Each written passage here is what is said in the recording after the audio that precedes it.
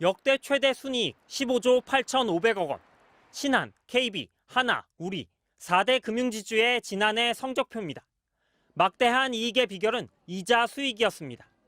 예대 금리차, 즉 예금이자와 대출이자의 차이가 커질수록 은행의 수익도 커집니다.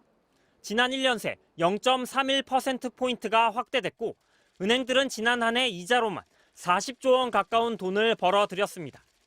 2021년 32조 원에 비해 작년 고금리로 인해 서민들이 힘들어하던 때 8조 원을 더 벌어들였습니다.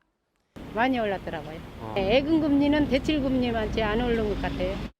이자 장사라는 비판에 불을 붙인 건 4대 시중은행의 퇴직금과 성과급 규모였습니다. 은행들은 지난해 말부터 희망퇴직을 받았는데 최대 3년치 임금, 재취업 지원금 등 퇴직자 한 사람당 평균 3, 4억 원을 법정 퇴직금에 얹어줬습니다. 1,700여 명이 6, 7억 원 정도를 챙겨 은행을 나간 걸로 추정됩니다. 직원들에게도 기본급의 300% 내외를 성과급으로 지급했습니다.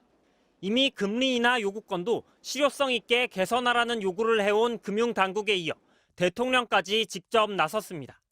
윤석열 대통령은 은행의 돈잔치라는 표현까지 써가며 이로 인해 국민들의 위화감이 생기지 않도록 관련 대책을 마련하라고 지시했습니다. 은행은 공공재적 성격을 갖고 있기 때문에 수익을 어려운 국민과 자영업자, 소상공인 등에게 상생금융의 혜택으로 돌아갈 수 있도록 배려하라. 금융당국은 일단 은행들이 충당금을 더 쌓도록 하는 방안을 추진 중입니다. 금융 불안 시기 공적 자금을 받아 연명한 적이 있는 만큼 당장의 성과급이나 주주 배당을 줄이고 위험에 대비하라는 주문입니다. 대출이자 감면이나 수수료 면제 같이 소비자들이 체감할 수 있는 조치는 민간 기업인 은행 스스로가 결정해야 하지만 대통령까지 압박에 나서면서 은행들의 조치가 뒤따를 것으로 보입니다. MBC 뉴스 배주환입니다. 통계청이 밝힌 올해 3분기 가구 월평균 소득은 486만 9천 원으로 1년 전보다 3% 증가했습니다. 반면 물가를 반영한 실질 소득은 2.8% 줄었습니다. 물가가 오르는 속도를 임금 인상 속도가 따라가지 못해 가계의 실제 형편은 나빠졌다는 얘기입니다.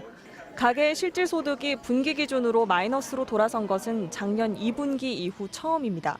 월 평균 소비 지출은 270만 2천 원으로 6.2% 늘었지만 고물가 탓에 실질 소비 지출은 0.3% 증가에 그쳤습니다.